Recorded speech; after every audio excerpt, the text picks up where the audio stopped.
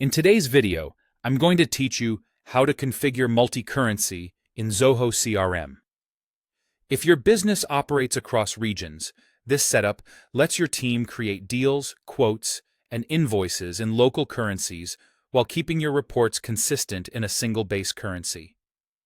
I'll guide you through enabling the feature, picking your home currency, adding additional currencies, and controlling which ones are available. Start by signing in with an administrator profile, because only admins can turn on multi-currency. Once you're in, click the Setup gear in the top right corner of Zoho CRM. This takes you to the configuration area where company-wide settings live. Next, open the currency settings. Under General, go to Company Settings and choose Currencies. In some layouts, you might see this under Company Details, then Currencies.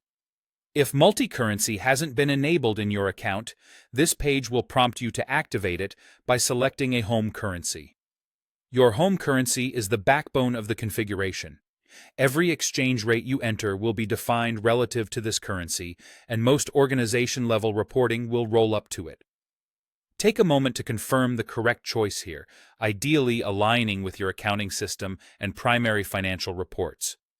After you activate your home currency, a couple of important changes take effect. Multi-currency cannot be turned off once it's enabled, so make sure your selection is final.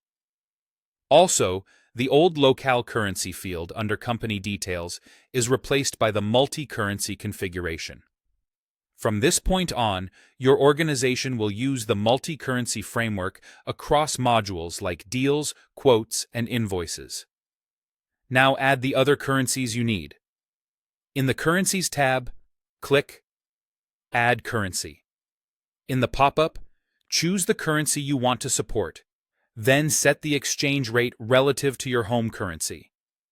You can fine-tune formatting by selecting the symbol, decimal places, and separators to match local conventions.